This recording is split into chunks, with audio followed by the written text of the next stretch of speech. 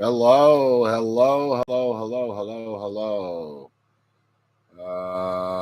I'm going to sit here and just kind of yak for a minute. I don't know if anybody is on here. Um, maybe I'm doing some things different. We are really suffering from AST right now, or I am Arizona Squatch Technology. Hold on, hello, hello. Okay, that's muted. Okay, it's showing I got volume. Huh. I'm not using my headphones tonight for a particular reason, so I've got my Bluetooth, my mic hooked up to the computer, and I'm just hoping that it's picking up the sound good enough. Um, so I'm just going to sit here and chat for a few minutes, see if anybody shows up on here.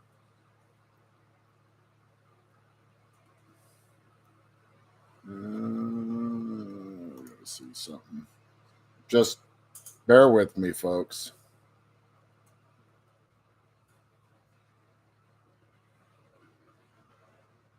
Okay, so yes, my chat is working.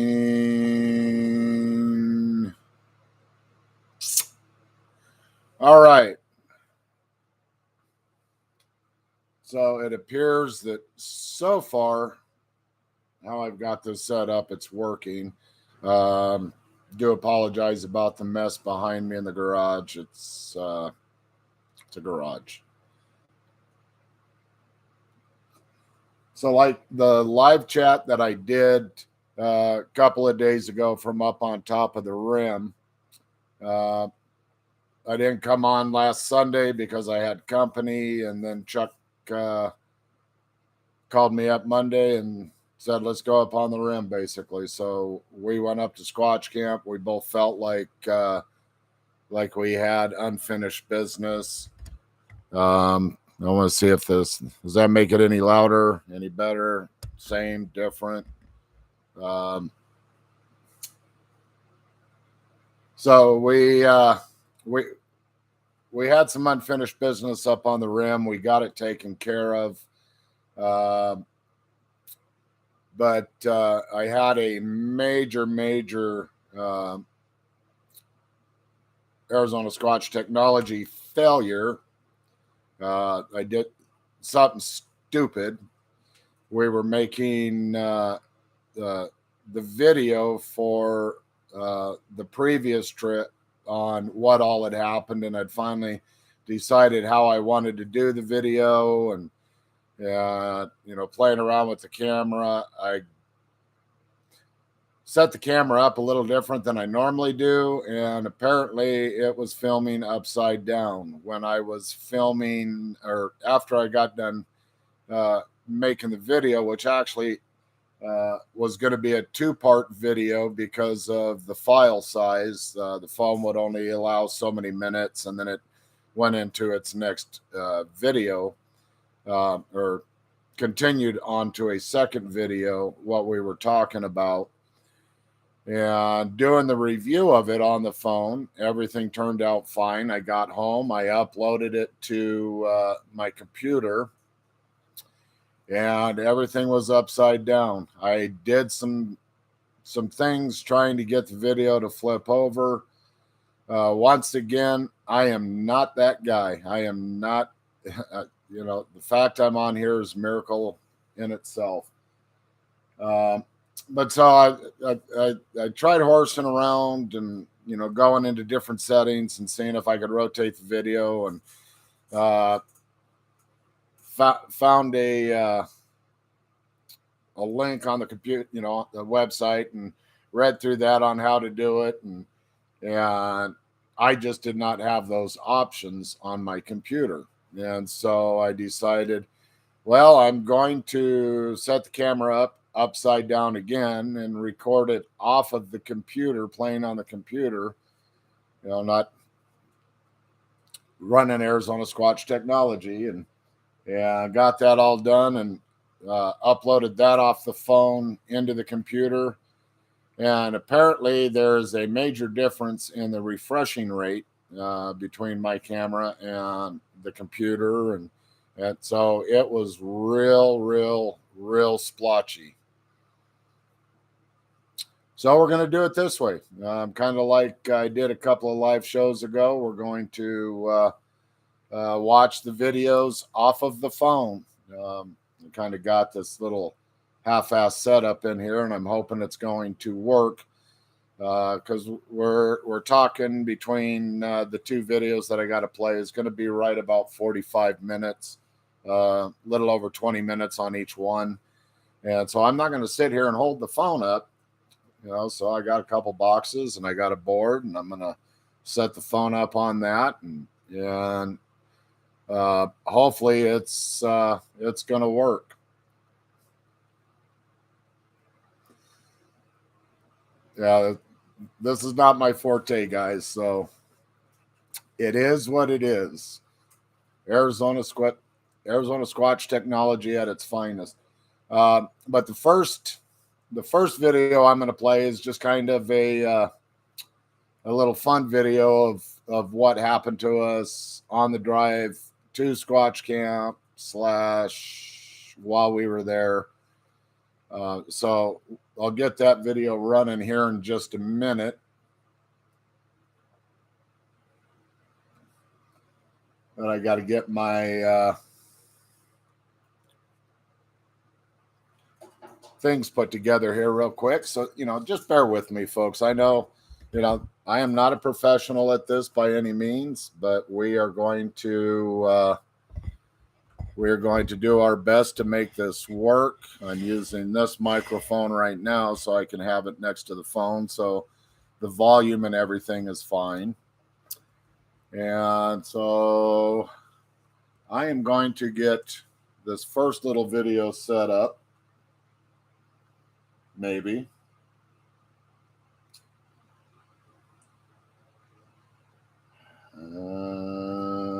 So where are we? Okay, here we go. This one is worth telling. So the whole premise of this trip coming up here was very out of the blue. And so Chuck came by the house, picked me up, threw some of my stuff in his van, and we took a roundabout way to get in here, because he's lived up here almost his whole life, and he knows all the roads up here a hell of a lot better than I do, and so he just wanted to bring me in a back way, and we did, and there were some sections of the road that were just really washboarded and rocky, and dropping down into this deep canyon and climbing back out of it, and then down into another one not so bad and back out of it, and potholes, and just rough driving conditions, we'll just put it that way. So we get to camp and I get out of the van to make to help Chuck get backed into his exact spot. And I went behind his van, and I'm like, uh-oh. And so we got him parked, and I told him, I said, you're missing something. Is what? Said, your license plate and the spare wheel carrier on the back of his van. It's got the metal ring around it with the centerpiece, and his license plate's on the centerpiece. And we'll show it to you here in just a minute. But that centerpiece was missing. So now Chuck doesn't have a license plate on his van. And, like, oh, crap. Well, no big deal. What do you do? And so the next part of this story, I'm going to hand it over to Chuck because it starts getting a little interesting. So I'm going to hand it over to Chuck and watch the volume button. This is in a little bit lighter vein than the last video that I just completed a little while ago. Anyway, lost the center section out of my wheel cover, which included my license plate. Well, it's no big disaster. New license plate's like $6 or something. And So sure enough, we're here. This Monday this happened, and so Tuesday morning, all of a sudden here driving down this little road we're on, which is a little back dead end road, and here comes a fish and game truck, and they went by and we kind of waved at them, and a little while later they came back out, and I thought, well, maybe I'll just tell them about it. Maybe if somebody finds it, I might get it back. And so on the way back out, I stopped them and we had a nice little chat, and I told them what was going on and what I'd lost. And then they said, well, they'd put the word out, and we didn't think anything had happened about it. We had no idea where it fell off at. The piece itself is actually larger than the frame that goes into it. Theoretically, there's no way it could come out, but it obviously did. So anyway, this morning now, this is still Wednesday, the 31st, and Kevin decides to go for a walk while I was filming the last video, the serious one.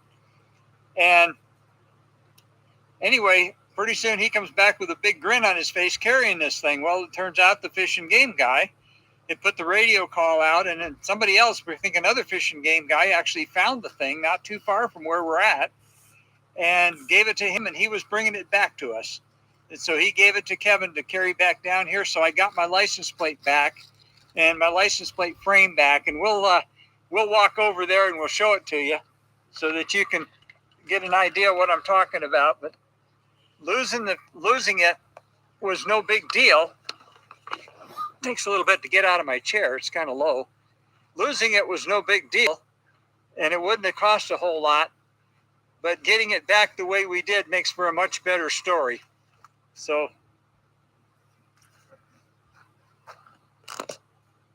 okay, so I've stated over and over and over again that I just absolutely do not believe in coincidences. And as much time as I've spent at this particular spot here at Squatch Camp, never, ever, ever have I seen law enforcement of any type drive through here. I've seen a couple of Forest Service trucks, and and I usually talk to those guys and gals, and but that's it. Just Forest Service employees, driving out, checking road conditions, and what have you. And so the very first time in my career out here, I see law enforcement drive by, and Chuck talks to them, and then they put the call out, and I go for a walk, and I run into the guy coming down the road, and he's like, "Well, guess what we got?" And I said, "What? You found the license plate?" "Yeah, I put the call out on the radio, and somebody had found it over by this one particular road, and so I got it from him. I walked it back to camp, and I said, 'Here you go, Chuck.'" Show it. I don't know if we showed it adequately, so spin that around where they can see it.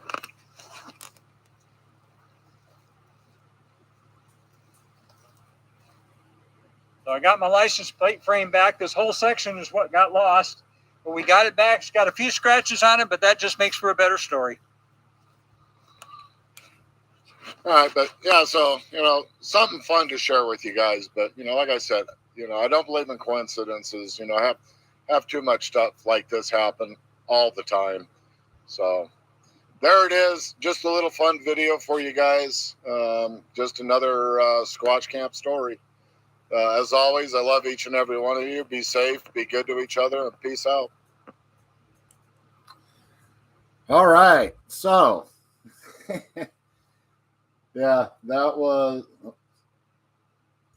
just a fun little video to throw up. It's just some of the things that we have happen, and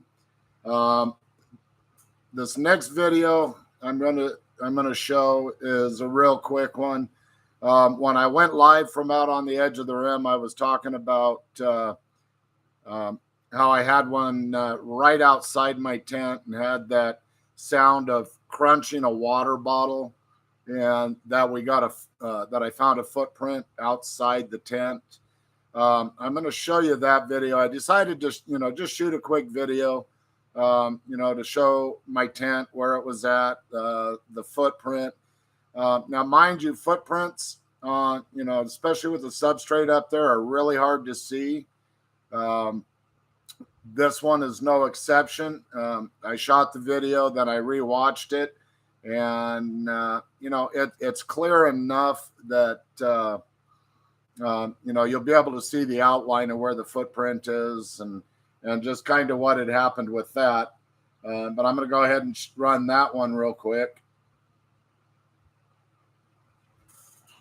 Oh, hey guys, it's still August 31st, and it's 6:00 p.m. And I just thought I would try and see if I can get this footprint on video. I mean, it is really hard to see, but I had talked about in the previous. Okay. So right here is the heel strike. Sorry, the heel strike starts back here. And then right here is where the toe digs are. And just to put my foot next to it, you can definitely tell it's wider and a little longer than my boot.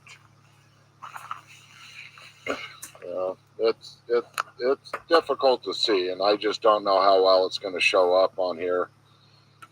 But right here's my tent. That's the window right next to my head. And right here off this corner, and I would say it was no more than a foot away from that corner of the tent when I was hearing that crunching of a water bottle. So you can kind of see where my pillow is. And I would say standing right about here, just crinkling that bottle. And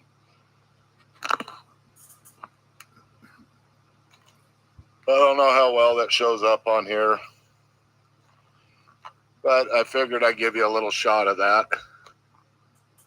So we'll just kind of pan around a little bit here.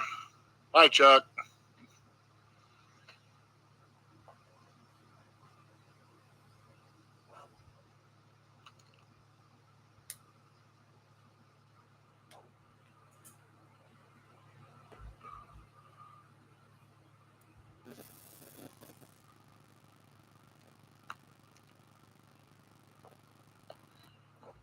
All right. As always, love each and every one of you. Stay safe, be good to each other, and peace out.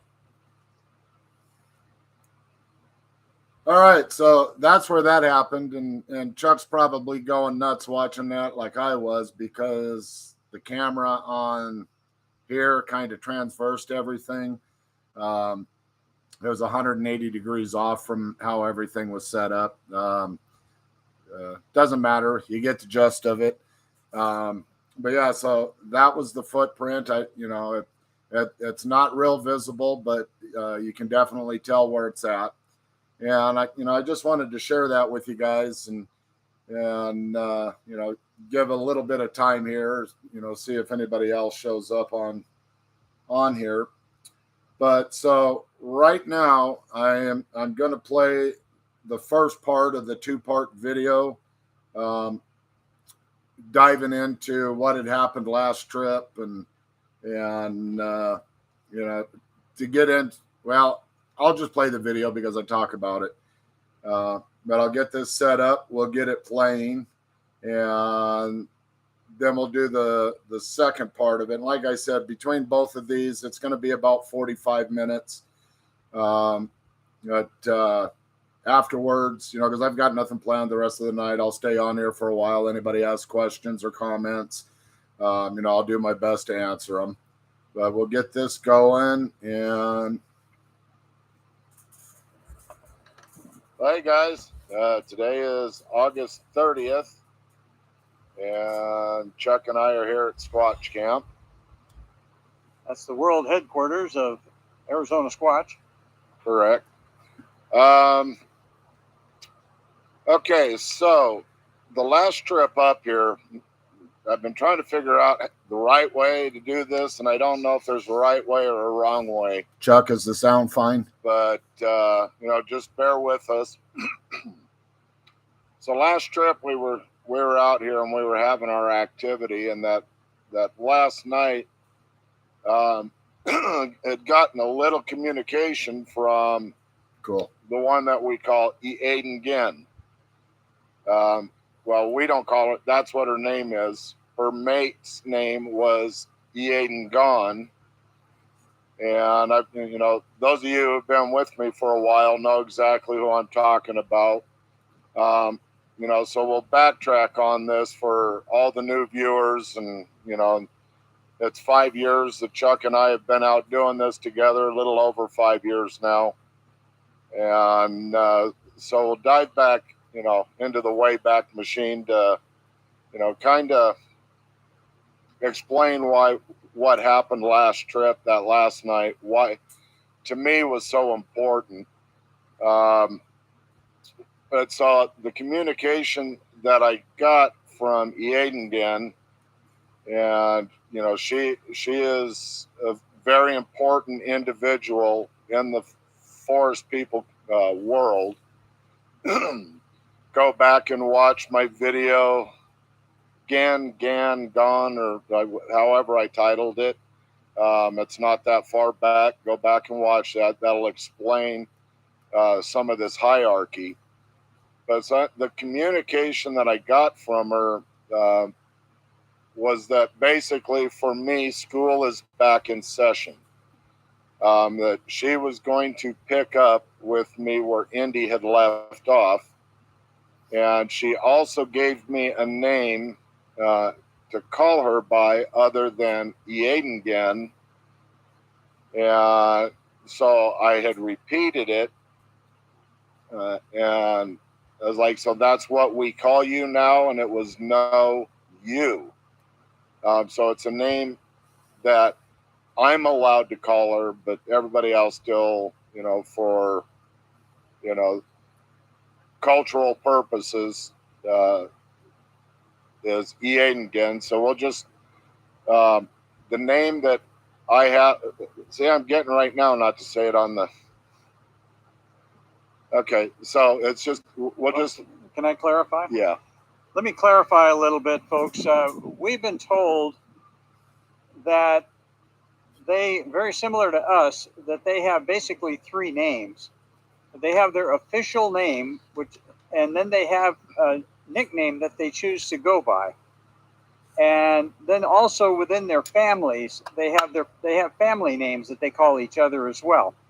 And that sounds strange at first, but when you stop and think about it, my given name is Charles, and I go by Chuck, and my wife calls me Honey, as well as other things we won't talk about here. But so it's not that unusual. It's not that unlike us that they would have official names and then they would have nicknames. And basically what happened is Aiden,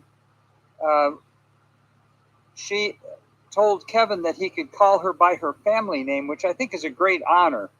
Very. And we're not repeating it here because Kevin was just told not to, and it's just fine. Her name is Aiden, and she is of the Ginn, so that's Aiden Ginn. Go ahead, Kevin. But so after this little communication went on, and realized that could see her, she was in that shimmering image form. But I don't think it, kind of in between full solid and shimmering image, which is really hard to explain to somebody who hasn't been out here and experienced this. But the next thing I knew, it felt like I had a hand pressing against my chest, a rather large one, pressing me back into my chair. Not hard, not painful or uncomfortable, but I got power zapped. Yeah, I mean, to the point to where I couldn't even take a breath. I was just sitting there going, and that lasted, I don't know, probably 10 seconds, maybe 15 tops. And then afterwards, I was trying to explain to to Chuck and Chris what I was feeling. And, it was a combination of I wanted to laugh and cry at the same time. It was just a very, very emotionally powerful experience. And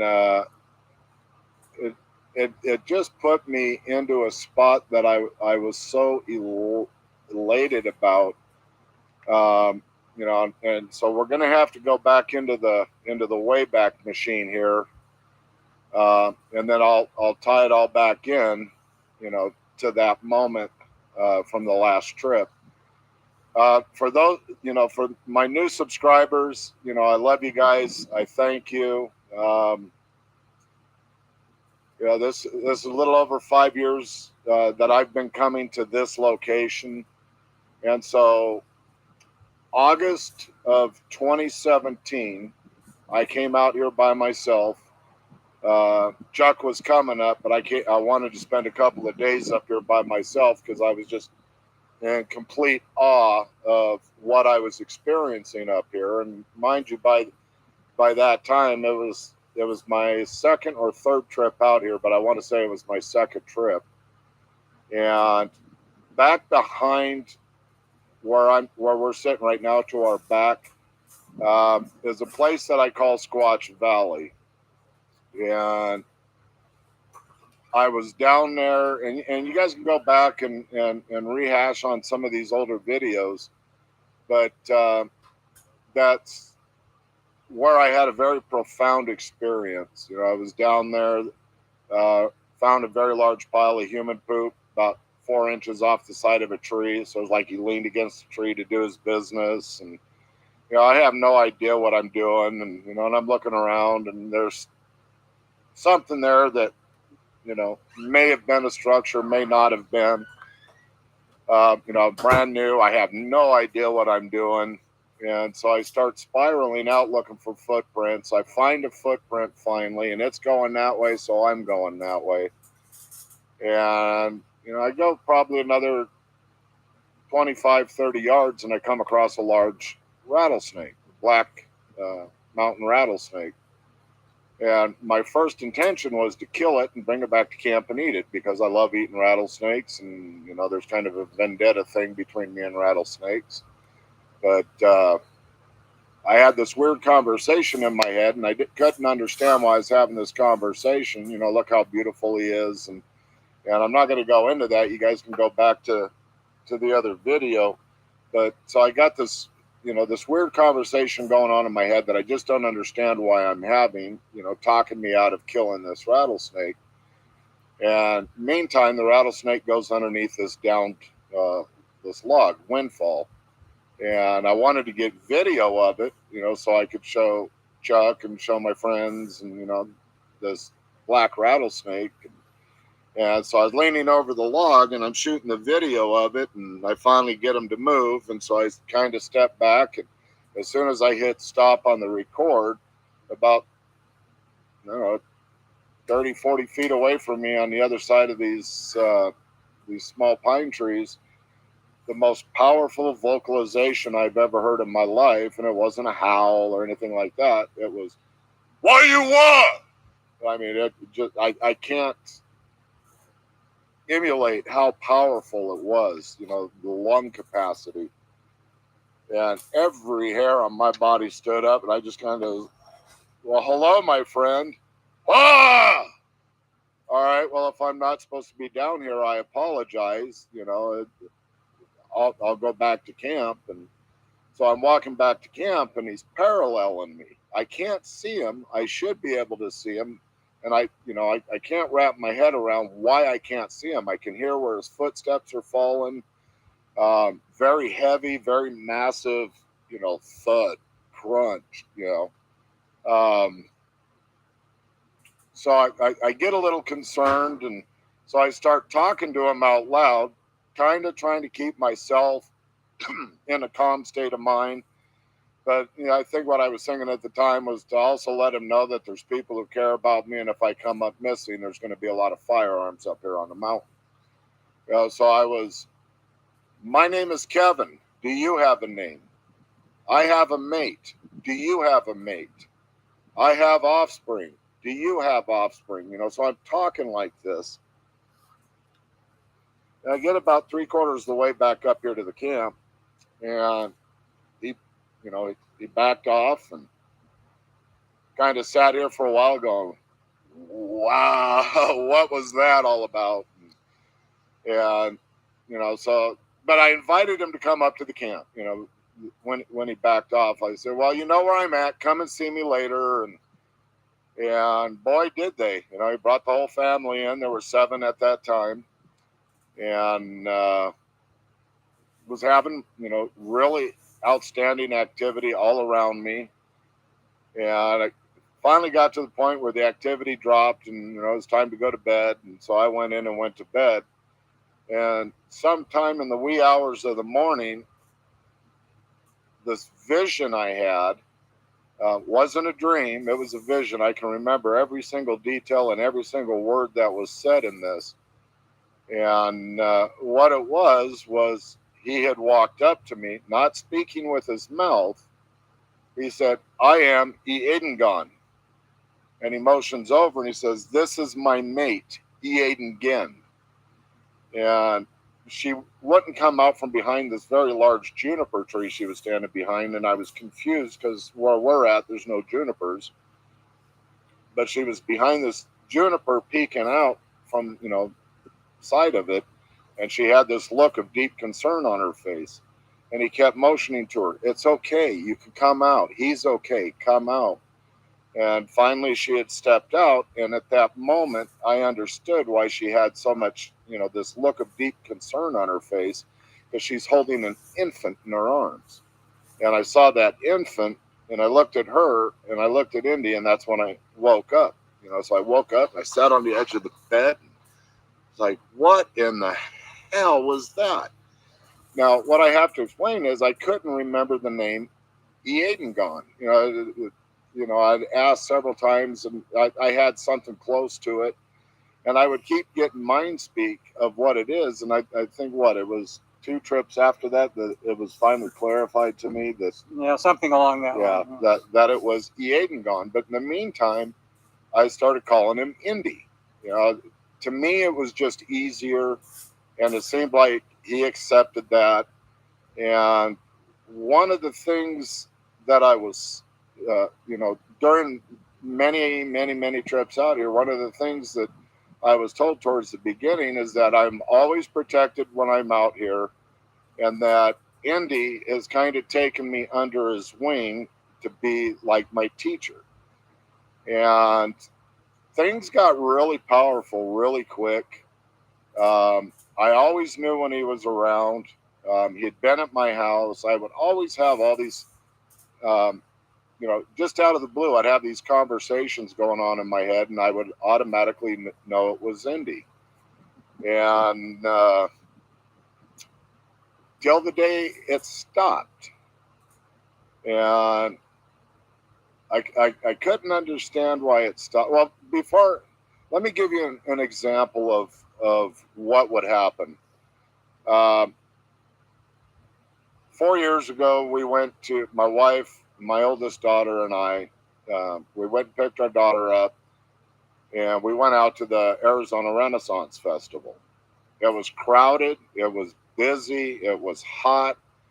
My knee was hurting. Those of you who are new to the channel, my right eye is prosthetic. So I'm bouncing off people. My PTSD shot through the roof. Couldn't find anywhere to sit down. Finally, I just had enough. I said, I'm done. We're leaving. And so we went and dropped our daughter off at home. And my wife and I, we came back home. And I was doing various different things to try and get my PTSD to come back down. And my anxiety level was just through the roof. And I couldn't get it under control. So I was like, screw it. I'm going to bed. And so I was laying in bed, and I kind of sleep half on my stomach, half on my side. And I was saying my prayers, and I felt this ever so gentle touch on the top of my head and on my shoulder. And I rolled over, fully expecting to see my wife there. And all I see is this shimmering image in my room. And I looked and I go, "Is that you, Indy?" "Yes, and you need to go to sleep." And I was out. Slept 10 hours that night, woke up feeling like $1 million. That's just one example. So Andy was very, very, very, very close to me. We had a connection. I really enjoyed him. So the communications had stopped, and mid 2020. yeah, yeah. Well, it was early 2020 when the communications had stopped. But anyway, so fast forward, I'm out in my backyard. I still live down in Apache Junction, Arizona, eastern suburb of the Phoenix metropolitan area. And I went out back to feed my chickens and tend to my garden. And on the crown of my house was this rather large raven squawking at me. So I looked at him and I started squawking at him, and he flew off in the direction of Crazy Town. And I went, "Oh, all right, that's interesting." And, went about my business. And a few hours later, I was out in my garage and I hear the squawking out front of my house. So I go out front, and up on the light pole that was out in front of our house for the street light, there's that same large raven squawking at me. So I start squawking back at him, and I go, "I think I know what's going on here." And he squawked at me one more time and flew off towards Crazy Town. Now, before we fast forward into Crazy Town, with the ravens, there is a connection between the forest people and them. What are the Apache? The Apaches, they have a saying. They say that the raven are the eyes of the hairy man, and basically that means that they can almost do recon or surveillance in some way. We don't know how that works, but we found we believe it to be true. I've had them at my house. Kevin's had them at his house. It seems like there is a connection between the ravens and the forest people. Okay, so, with this connection going on, now I know I need to go to Crazy Town.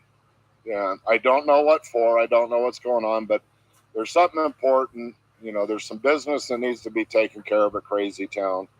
So I called Chuck and Rob and Wayne. We get the whole crew together and we go up there, and we have phenomenal activity the first night, and we get a message, or I got a message that I interpreted as something special was going to happen for Rob and Wayne, because they've been asking for teachers, and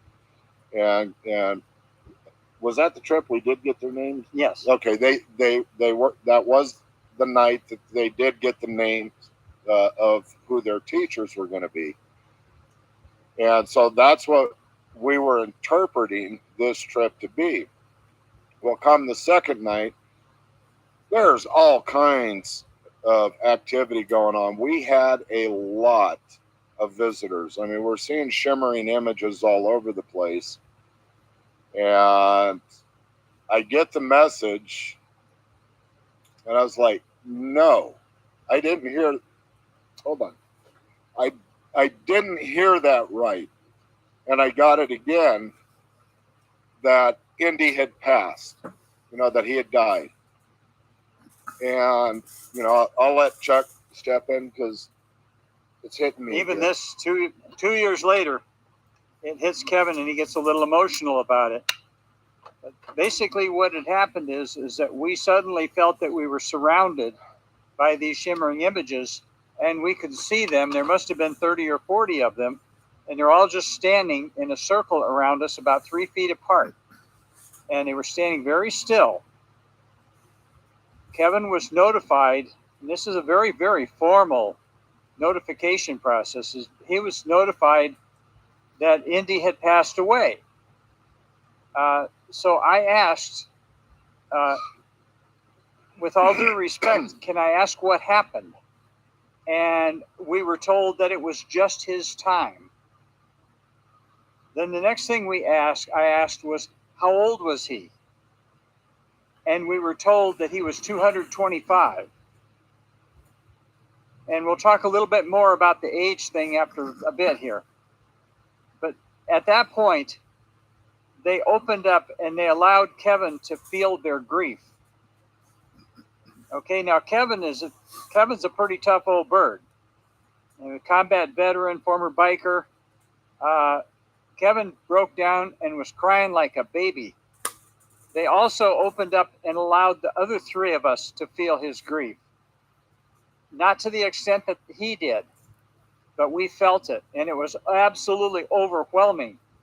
It was like being covered in it. I don't even know how to describe it, but it was extremely emotional.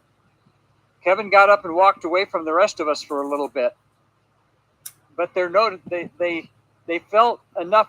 They felt enough of us, and they respected Kevin enough that they did a very, very formal, almost a ceremony of notification, a formal notification that Indy had passed away. And this was almost 2 years ago now. And so now, let me talk a little bit about the age thing. We have been told that their lifespan is approximately 3 times ours. And what that means is that I'm a little over 70. So that means that an equivalent forest person to my age would be over 210 years old. So having Indy passing away at 225 does not seem that unreasonable. I'm actually dealing with another individual one in another part of Arizona that has told me that is 300 years old. And if you can imagine what that individual has seen in his lifetime. And the way I like to describe it is we white Anglo-Europeans just came into this area in the mid-1870s. And the elders of the forest people now, they were adults at that time. So what did we do? We came into their neighborhood and we came into their living room and started building our towns and our roads and our power plants and our garbage dumps and everything. Okay, so that's the end of that one. And one thing we're going to take a little break because there is one thing that I did not talk about. Chuck or I talk about that night when got notified that Indy had passed. There's 2 mountains on either side of where Crazy Town is, and there's a family group that lives on each mountain. And we had earlier in the night, because there were so many there, we asked, which family are you? Are you this family or are you this family? And what we got is we are all here. And, so that was the first time that we had that many around us. And then more had showed up. And, so there was a total of we'll just call it 13 representatives. 2 representatives from every place that I have been doing this field of learning. So there was 2 representatives from each one of those family groups. And then the 13th one was one that I kind of refer to as Mr. Miyagi. And I don't know if I've ever done a video about him. I think I did about, the experience I had with him. But he's just an old one. And, he's kind of got that Mr. Miyagi type demeanor. So that's why I refer to him as Mr. Miyagi. We're pretty confident that they refer to him as a relic or relic. Just in the reference frame that, he's really old. So my guess is, he's much older than, 300-year range, possibly. I don't know. It's just speculation. But I'm going to get this set up and we'll get the last the last part going here.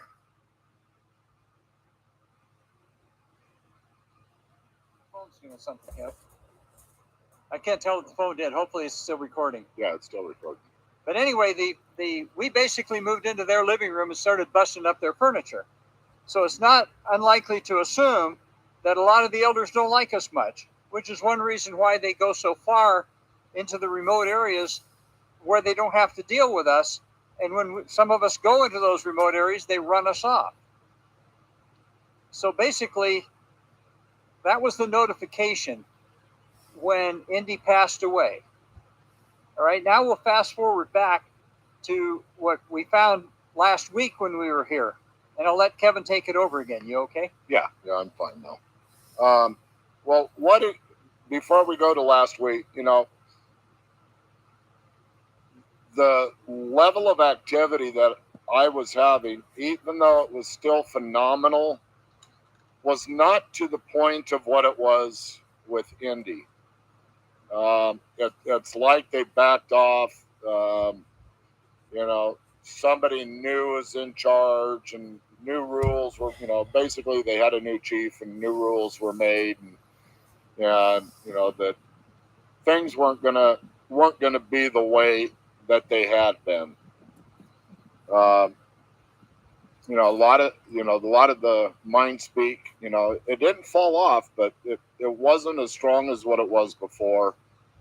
The personal interactions, had almost fallen by the wayside. But I kept coming out. I kept being persistent about it. And so last trip, it all started when Chris and we went down into Squatch Valley.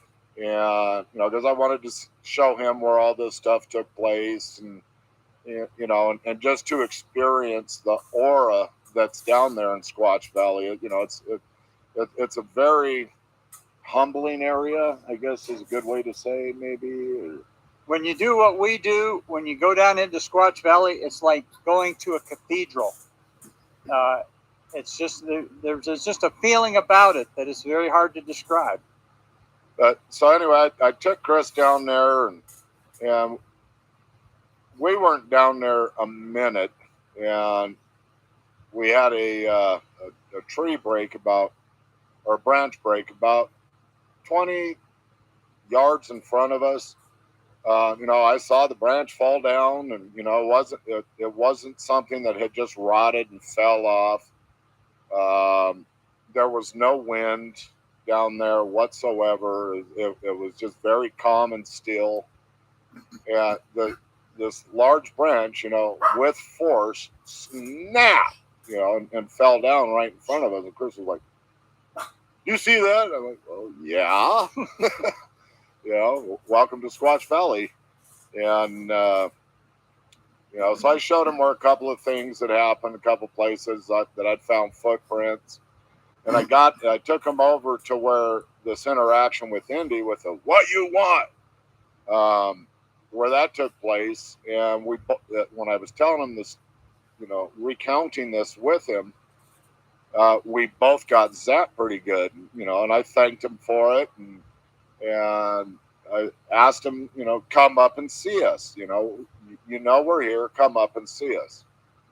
And so Chris and I, we walked out of there and walked around, took kind of the long way out of there instead of directly back to camp.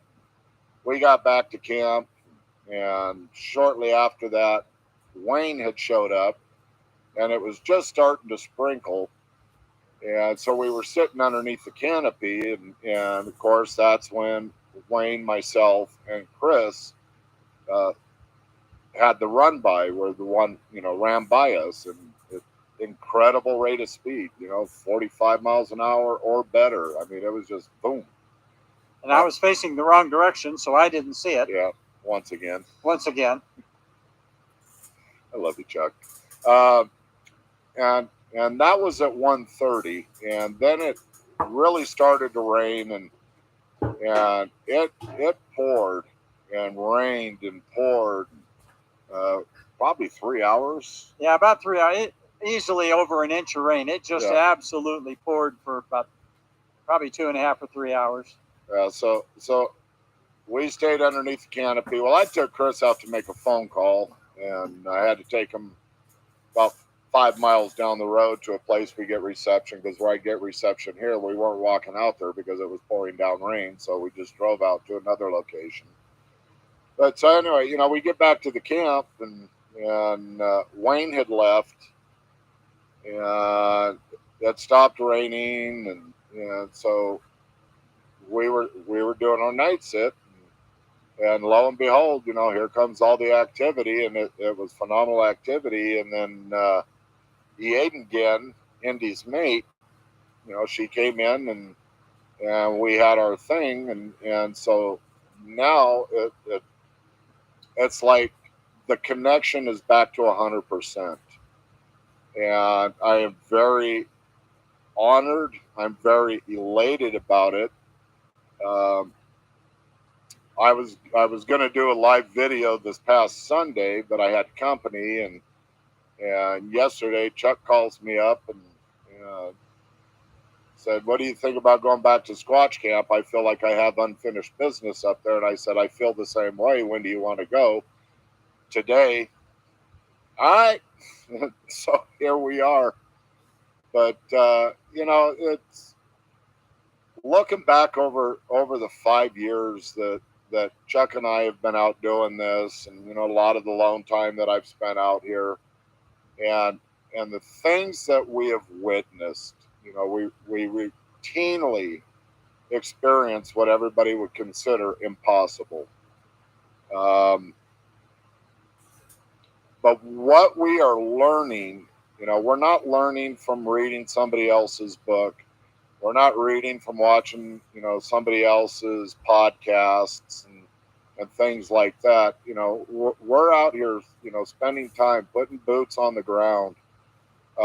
Just for an example, by the time this trip is over with, I'll have 42 days out this year, which is very minimal considering what I wanted to put in this year. But, life happens, and, but here we are. I'm haven't done the math, but there's a possibility before this year is over with, because once it's too cold up here, we'll be going down to Crazy Town, that I could possibly hit that 10,000 hour mark in 5 years. I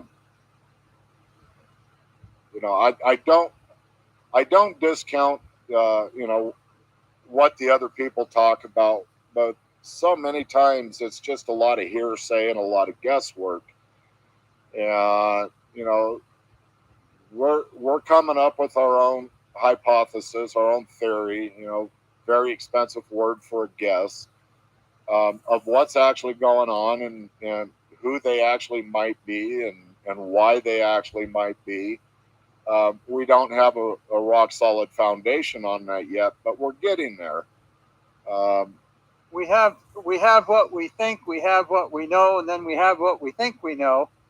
And always, as we learn more, that hypothesis changes. So what we tell you today, we might find out tomorrow is not correct. But with everything that we learn is another dot, and as we connect the dots, the picture gets clearer. We know a tremendous lot more than we did 5 years ago, and we're learning stuff virtually every day. They routinely give us little tidbits of information and what we call knowledge bombs, which is where, with me anyway, they'll tell me something. Sometimes even when I'm sleeping, they'll download some information to me. Then they'll wake me up and kind of slap me upside the head and said, "We told you that." And so there'll be times that I know something, but I don't know how I know that. Is there a scientific way that I can prove that this is going on? No, there's not. But when you do this often enough and you get the experience at the level that we have had and the number of experiences that we have shared, you know that there's absolutely no way, we know anyway, that there's absolutely no way we're inventing this stuff. It is happening. It is real. and it kind of takes over your life in a way. One of the things that had happened that night on the last trip,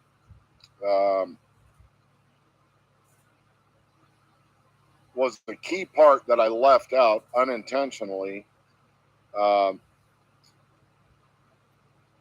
She had asked me to confess my faith. And, so in my head, I did. And then she says, no, out loud. All right. And so I did. I believe in God the Father and his only begotten Son, Jesus Christ, Yeshua HaMashiach, who shed his blood for me, and I'm covered in his blood. And that was the moment that, it was the acceptance. Without trying to get religious and spiritual, you have to understand there is a very spiritual side to this. And that was the moment, that was the, as we call it, the aha moment, where she basically said, okay, I'm now your teacher, and, got, And from our perspective, I was sitting 3 feet away from Kevin, and Chris was sitting on the other side of Kevin. And we didn't, of course, know about the mind speak aspect of that, but all of a sudden he blurts that out.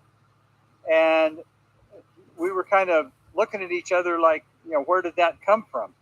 And then, of course, he explained that to us.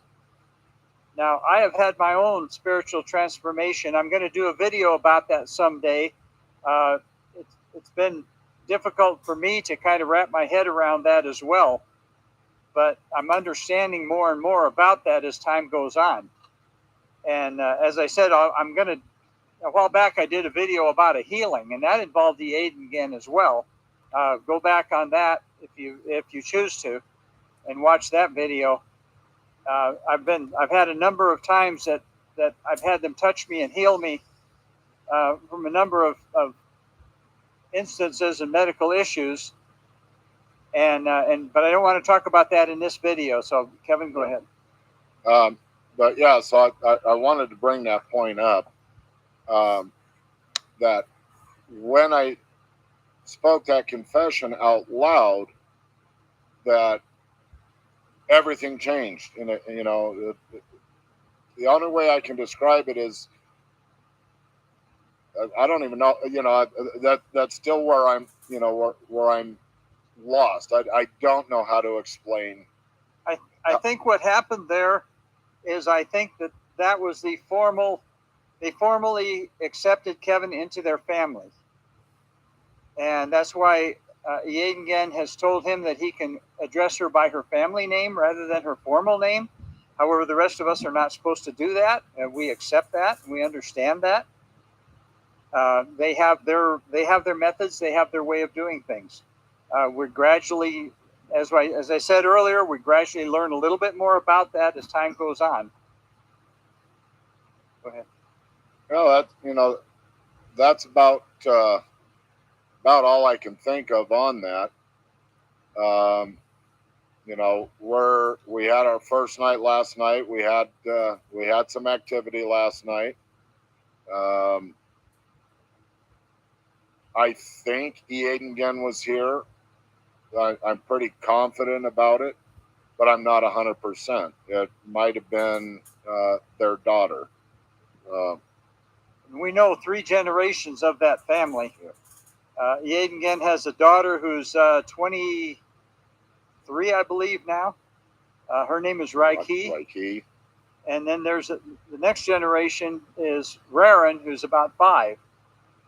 They've all visited us. We've seen them all.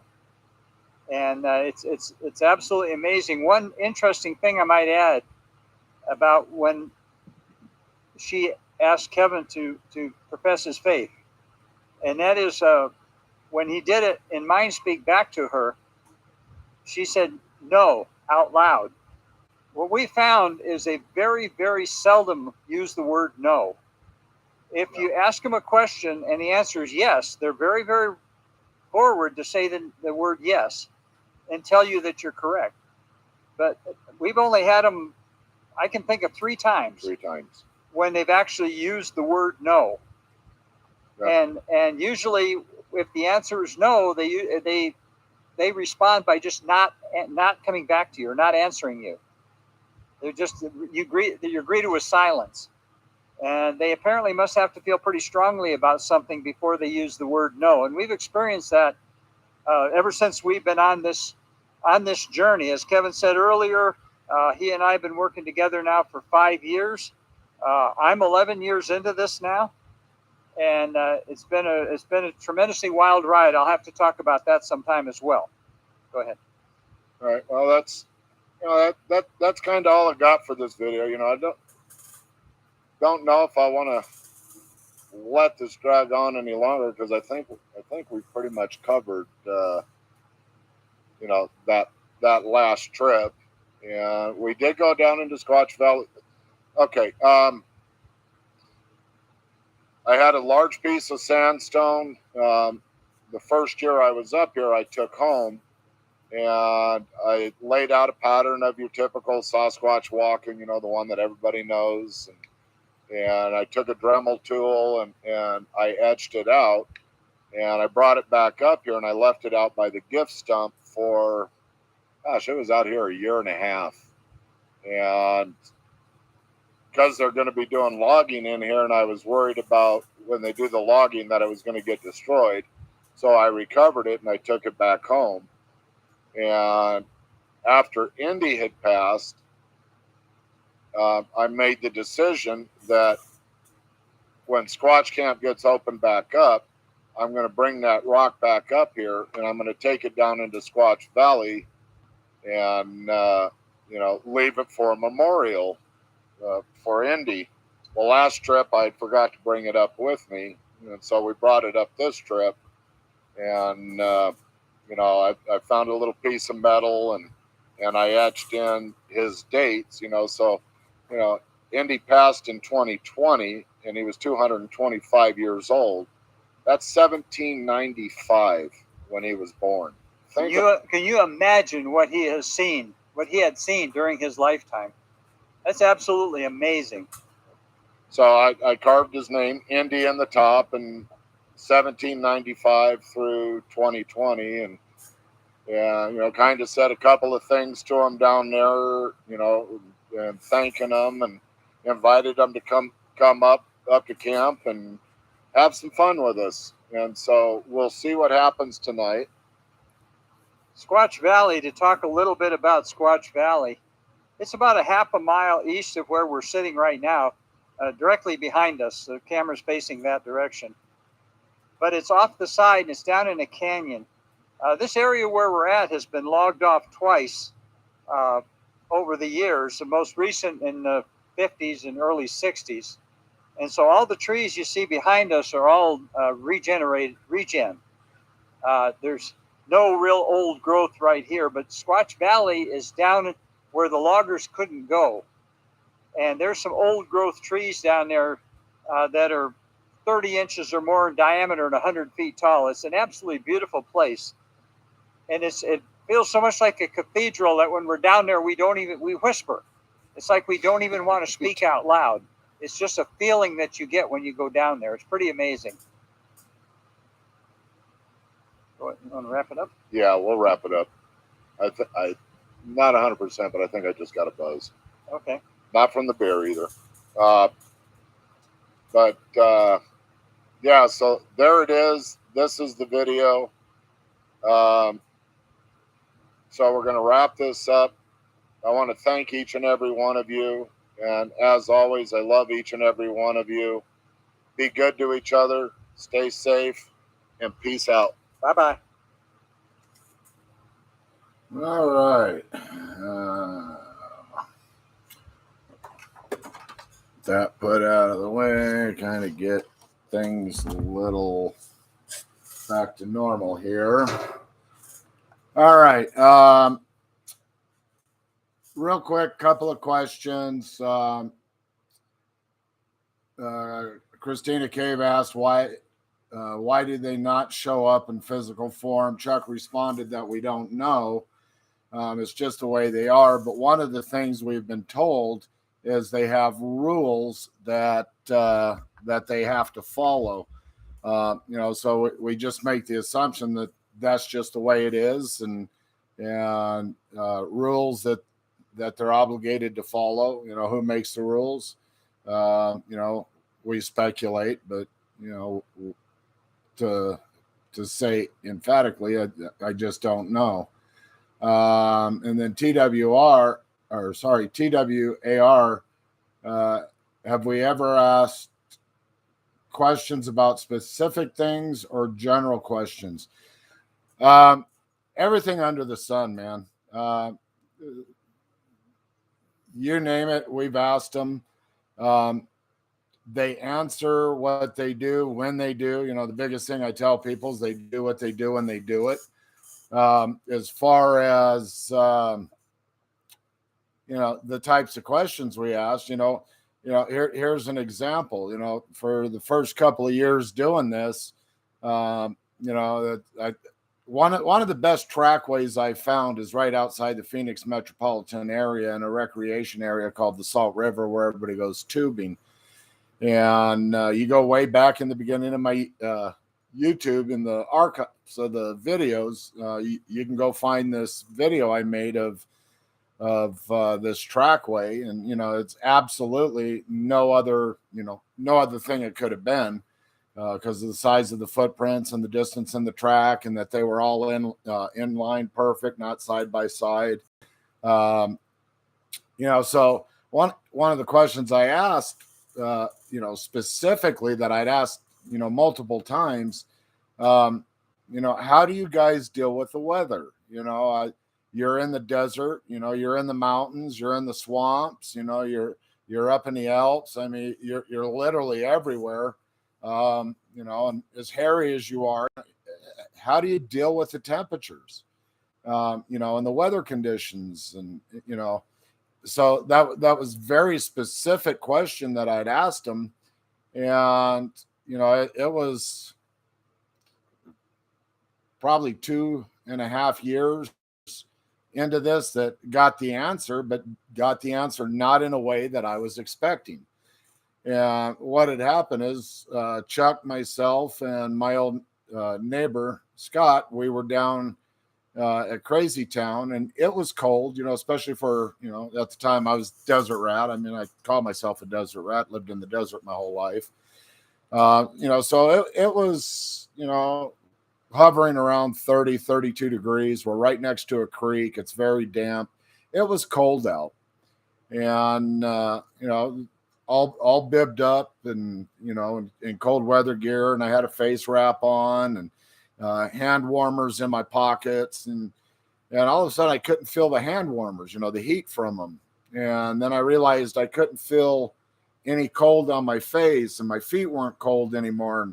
And I just couldn't feel the temperature. So I started explaining to Chuck, how I can't feel any temperature.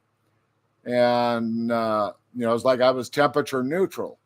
And Chuck had asked, well, can you guys do that to me? Pow. And how Chuck describes it, started from the top of his head and went down. And it was the same thing with him. He couldn't feel any temperatures. And so I took that as the answer to that question.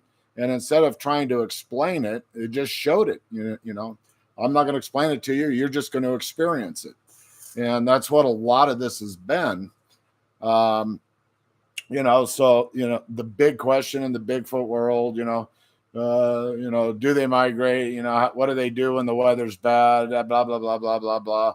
You got to stop thinking about it in the traditional way that we think about things, because they are so different from us. They're not affected by the weather. Are there some that, move from one area to another? I'm sure there is. But migrating because it's cold out or because it's hot out. And I used to think that, but I don't think that anymore, because of the demonstration that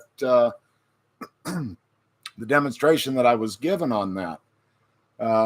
So there's the answer to that. I'm going to kind of go through some of these. How long have they lived here? Do they have families all across the world? John Wiggs asks. Well, they've lived here as long as we have. You know,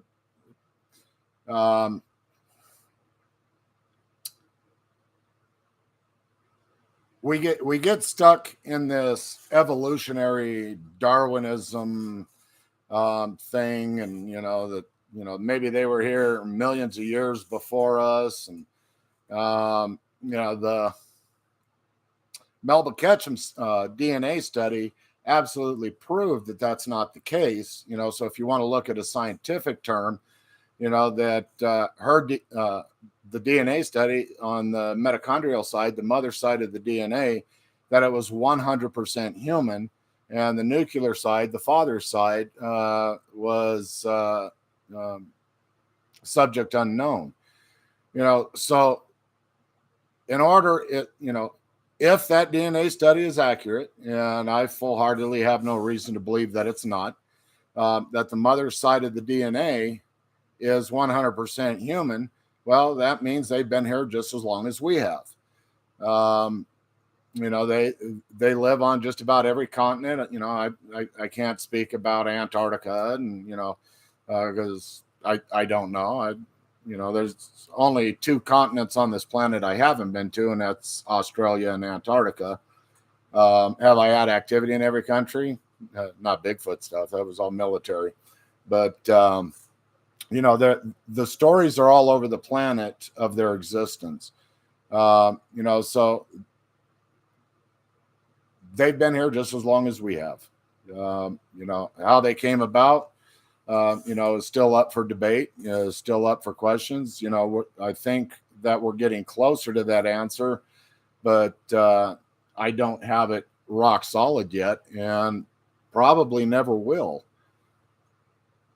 So that's the best answer I can give you on that, John.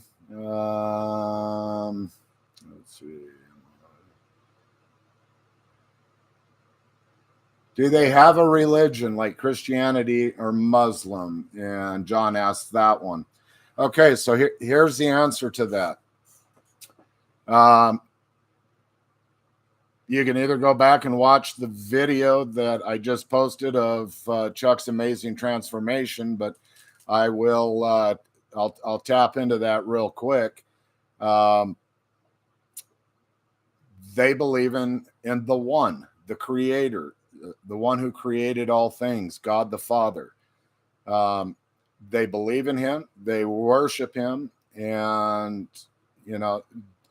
as far as the organized religions, one of the communications that I had on this trip, which really floored me, was, we are in your scriptures, we are of God, and there is a big history that you have, that history has been obfuscated. And that books have been taken out of the canon, and and so many people will say, oh, you can't go to that book because it's not part of the canon. Well, it's still history, and and there's a lot of ancient prophetic texts that that discuss this kind of stuff. So yes, they are a very spiritual being. But as far as Christianity, Muslim, Buddhism, and all that, they are so far beyond that that we can't even wrap our heads around. Let's see. Do they have TWARS? Do they have Adam and Eve in their oral history? Not that I'm aware of. One of the things that I have, speculated on, but I am not real sure on this, and because of my own beliefs, I don't want to go and add things into scriptorial content, but it is an idea that I have, is that they were here at the same time as Adam and Eve. They just never sinned against God. And we have been told that we never sinned against God, so that's kind of where, where this thought process is coming from. And, so if, and I'm throwing the big if out there, we're in speculation world right now. If they were in the Garden of Eden the same time as Adam and Eve, we all know the story of Adam and Eve. And they were kicked out of the garden. And, so what was Adam and Eve's capabilities prior to their fall? They fell. Well, they're standing on the ground. Would they fall from? They fell from the love of God, the Creator. And they were thrown out of the garden. And now you have to work, for a living. You have to plow the fields, and life is just going to suck for you now. If the forest people, had their side of the Adam and Eve thing, and like I'm saying, it's a big if. But if, they had their Adam and Eve thing, and if they, what we were told that they never sinned against God, they still have the original abilities that possibly we were supposed to have, but because of the fall of Adam and Eve, that was taken away from us. So is it in the realm of possibility that that was the moment that we were bound by the laws of physics? And because the forest people aren't bound by those laws. Yeah, so it's a pretty deep thought. And like I said, I don't want to add something to the scriptorial content because I just don't know. But that's, kind of one of the directions that I've been leaning. But by any stretch of the imagination, am I going to say that's the case? No. So that's the best answer I can give you on that one. Do they mention a member of their who is a spirit? Oh, I'm going to guess you mean a member of their family or their clan who is a spiritual leader. Go back. It's probably about 5 videos back. Gon Gen Gan. I think is how I worded it. It talks about their hierarchy structure. But the bottom line is because of the level of spirituality that they have,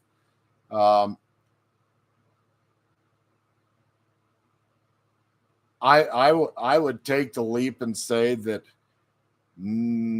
probably not having a spiritual leader, but at the same time, yes, having a spiritual leader.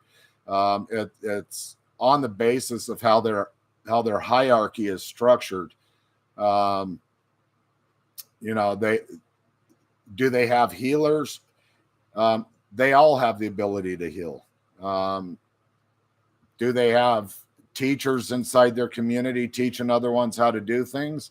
Well, of course they do. They're not born knowing everything. It's they have to learn things. And Chuck has been told that had mind speak on a situation that was basically on that line, that this one individual was, if I recall, teacher of children or something like that.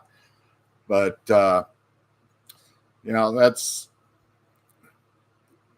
there's a lot that we speculate about based off of the knowledge that we have, the things that we have learned. And like in that video, Chuck said, there's things that we think and things that we know and things that we think we know. And we have our, our running hypothesis on things. But as we learn more, the hypothesis has to be able to change. And, the people behind it have to have the mental fortitude to be able to say, okay, I was wrong on that. And, this is why I think I was wrong or why I was wrong on that. And this is what we're coming to believe now, so this is where we are is, we're learning, we're putting dots together, and we start seeing a picture, and we just have to go that way. That's why I created the bug, created the or coined the phrase, do not let your paradigm dictate your experiences. Let your experiences dictate your paradigm. And it only comes through, putting boots on the ground and learning. I constantly say this is not a field of research. This is a field of learning, at least for us. We're not researching. We're not researchers. We're guys going to school, so that's a school out there for us. And also here at our houses, when we have stuff happen here, and you just get all these little bits and you just start putting it all together, and it just really starts to paint a picture. So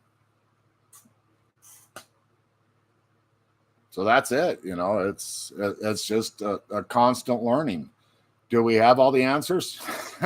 Not even close. That's why we keep going out. Need to learn more. Need to learn more. Need to learn more. Let's see. Wizard asks, Arizona Squatch, did you ever have a conversation in regards to there being different races within their species? And did they warn you to be aware of any other certain species? The first part of that is no. It's a good question. Find out from them. The one thing they do tell us is we are all from God. With that being said, yes, there are other things out there, and from the very beginning, I have been told that I'm protected when I go out there.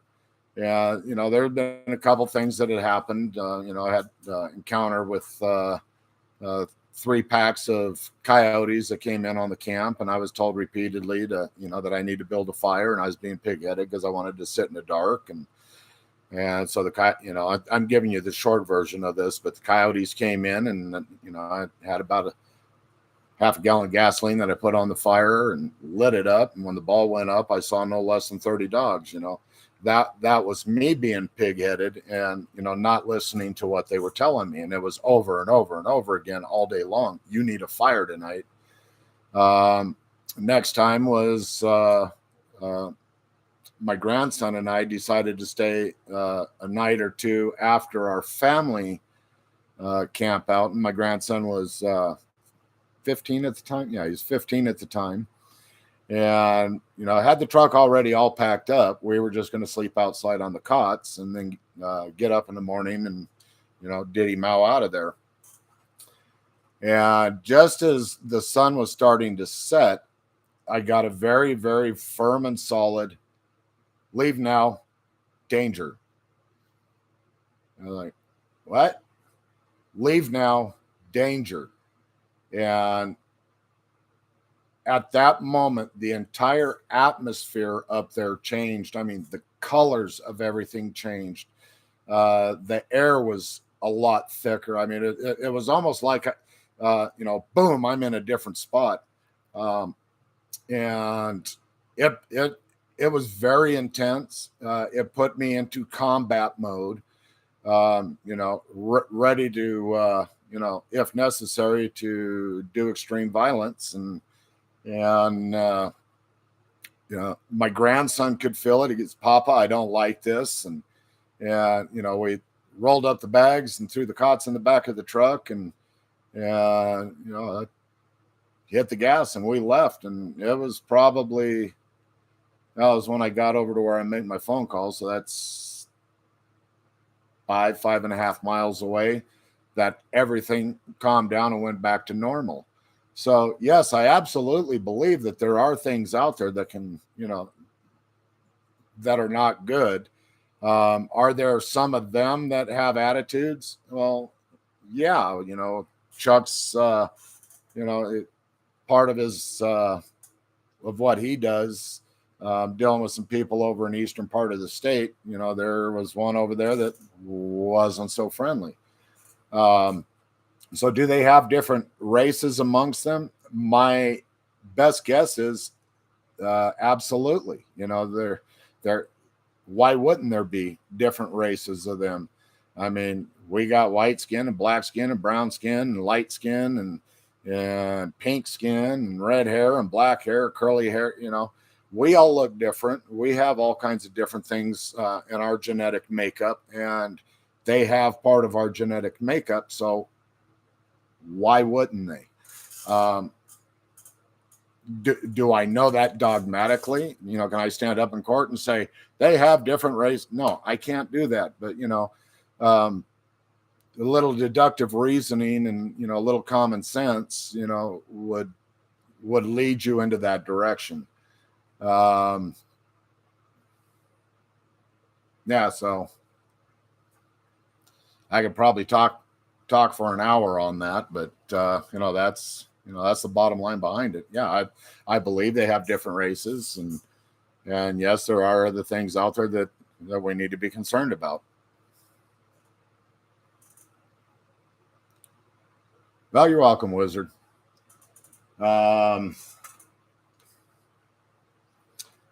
Yeah, so back to this last trip last night, because have not talked about that yet. We were having some very interesting activity. There's a Douglas fir that's probably about 35 feet in front of where we sit, and it's got a pine tree next to it, and just to the right of that, like underneath the branches, just to the right of the stump, I was seeing this ball of churning motion, and it was a ball, but it was down by the ground level. And then Chuck had asked me, "Are you seeing what I'm seeing?" And he's telling me about this churning motion over there, and I'm saying, "Well, yeah, I'm seeing churning over there." And what he had saw was completely different from what I saw. What he saw was up higher in the tree, and he said it had like little something coming off of it, and he was asking, "Are you guys? Is this a portal?" Chuck has probably the best. No, not probably. The world's best pitcher.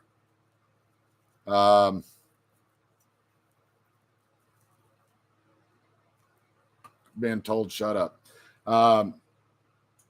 So the portal, he was asking if that's what he was looking at, and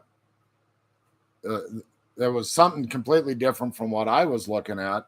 I'm looking down at ground level at something, and he's looking higher up in the trees, and so we just have this kind of activity going on, and I had looked off to my left, and I had this really bright light shining in my eye, and I'm like, "Well, what the hell is that?" I'm like, "Oh, the moon's out." Well, when did the moon come out?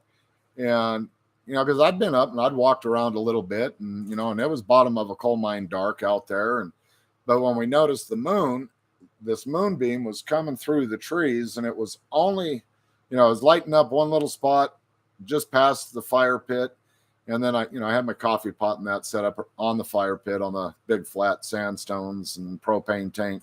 But the light was lighting up that propane tank to where it was almost glowing. And it really, was really confusing why that was the only spot that was getting any type of moonlight. We look up at the trees, and, the top of the trees weren't lit up, and no other open areas were lit up like that. So, there was some high strangeness to it. And to me, it seemed like, it from the position that I first saw it at, 30 minutes later, it was completely gone. And, and I was baffled by it. I got my head straight today when I was able to look at when the moonrise was, and, it's waxing gibbous, and, because we'd just gone past the new moon about a week ago. And I just wasn't thinking that it was, that's where it was supposed to be and why I didn't see it sooner. But anyway, after that had set, and we realized that it's like they go, oh, he sees the light, let's leave. And poof, they were all gone and nothing happened the rest of the night. I laid there in my, when we finally decided to call it a night, I laid there in the cot 45 minutes to an hour just sitting there listening. And, when they're around, they usually come into the camp about 15 minutes after we go to bed, and nobody came into camp. And every time I woke up, I, in the middle of the night from one thing hurting or another, couldn't hear anything, nothing going on. And it was just like, all right, we're out of here. And that's kind of how that was. It was a little weird, but, so that's a little bit about what happened last night. John says, why does the government deny that they exist when they obviously do? I'm going to give you the best answer I can on that. Like I'd mentioned a little bit before about Darwinism and evolutionary theory, and what the true history actually is, and what we're being lied to about, and information being hidden from us. The powers that be that don't want us to know the real history of the world do everything in their power to hide anything that could possibly go, look, this is the way it is, or this is more than likely how it could be. So if anything dashes in the face of Darwinism, evolutionary theory, they're going to hide it as deep as they can. So many people want to go looking to science, these people that's got these pieces of paper hanging on the wall that said, I went to school for, X amount of years, and I know more than anybody else. And this is what's going on. Well, they're getting paid, they're paid employees. And if they want to keep their paid job, they've got to follow the script. And if they don't, they end up, being a barista at Starbucks, I guess. I don't know, but I know they're not going to be doing what they're doing. I talked about this not that long ago with somebody about, a famous person in the Bigfoot world, and they said, well, he's tenured, he can't go anywhere. Keep thinking that. Brakes fail, car accidents happen, they'll go somewhere. If you're being paid by the powers that be to dictate a narrative, and you go against that narrative, you're not going to have a job one way or another. You are not going to be a spokesman for them. You are not going to be one of the ones, that they're counting on to keep the real history away from us. And, and that's just what I believe. And there you go. So why does the government deny it? Because there's a worldwide narrative being pushed on Darwinism and evolution, and they will, if it ever came out mainstream that, yes, here they are, and we're sitting down with the news crew and we're talking to them and they're explaining to us exactly what's going on.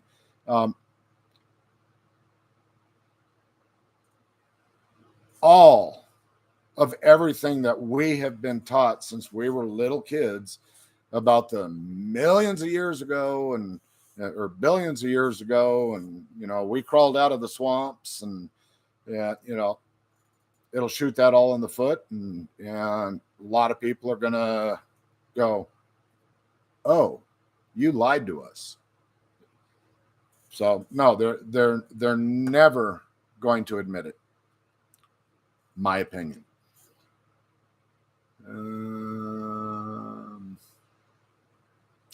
Christina asked, have the forest people ever acknowledged Dogman?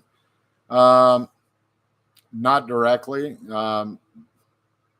other than there's things out there and I'm protected from them.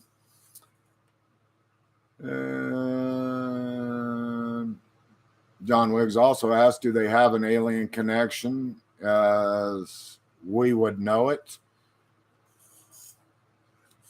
My best answer on that is no. But I don't know.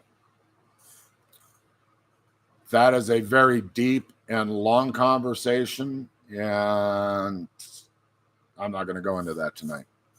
I have my hypothesis on it.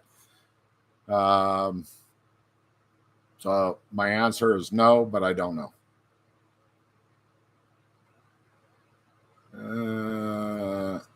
What do they think about our species? They pity us. They, for the most part, don't want nothing to do with us. We're stupid. We're angry. We're assholes. We're violent. We are untrustworthy in general. And that's why they avoid us. You know, once in a while, for whatever reason, you know, like myself, somebody who's a little, according to them, is awake.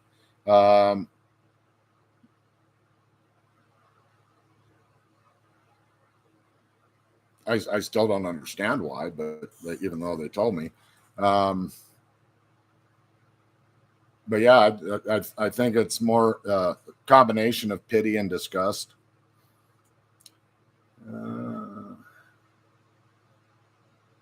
Do they build fire to cook food? Okay.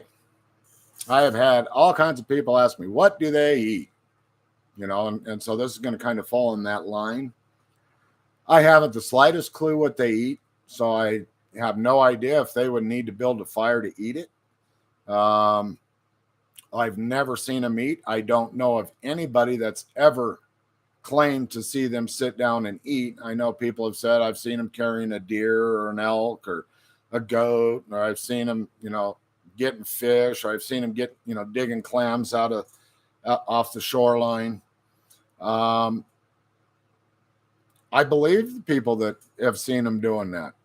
Does that mean that's what they're eating? No. We make that assumption.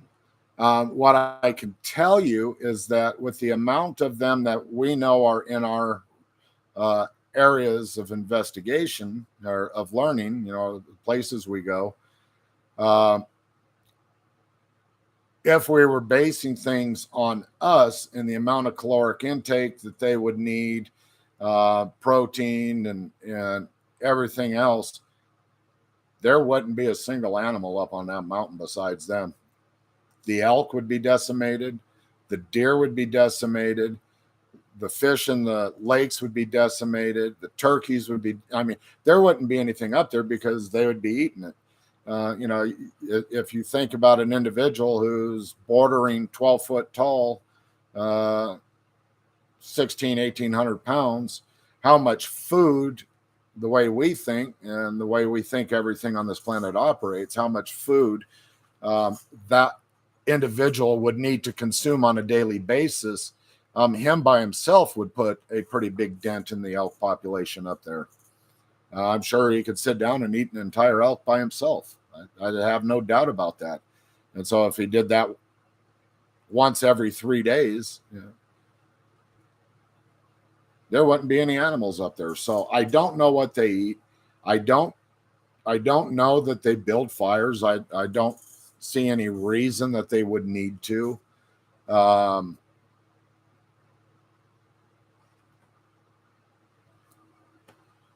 Pretty much it on that. So yeah, I don't know what they eat, and I don't know that they need to cook whatever they do eat.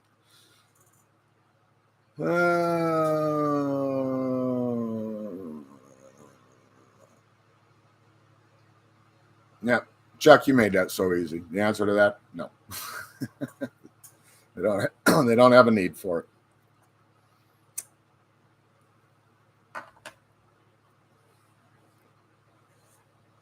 Oh my goodness, guys! I've been on here for an hour and 40 minutes. Wow. All right, guys. Unless any, I'll give it a minute or two, see if any more questions pop up. But if not, I'm not going to hold you guys up all night long. I don't want to hold me up all night long. I just got home and I got a wife and a dog that I want to give some attention to. John asks, are they afraid to eat the gifts that you leave them? I don't think they're afraid of anything, honestly. Do they always take the gifts that we leave? Nope. Last trip, first night out, I left a gift out on the gift stump. This trip, it's still there. I think I've moved way beyond the giving gift things. I don't even know that they eat them. I know they take, when they take them, they take them. You have to assume that they're eating them, but I don't know. Little white powdered donuts, they seem to love those. Those disappear the most. That and blueberry pies. Wizard asks, you ever ask them about their birthing process and have they ever spoken their population being in danger? No, they've never spoken about their population being in danger.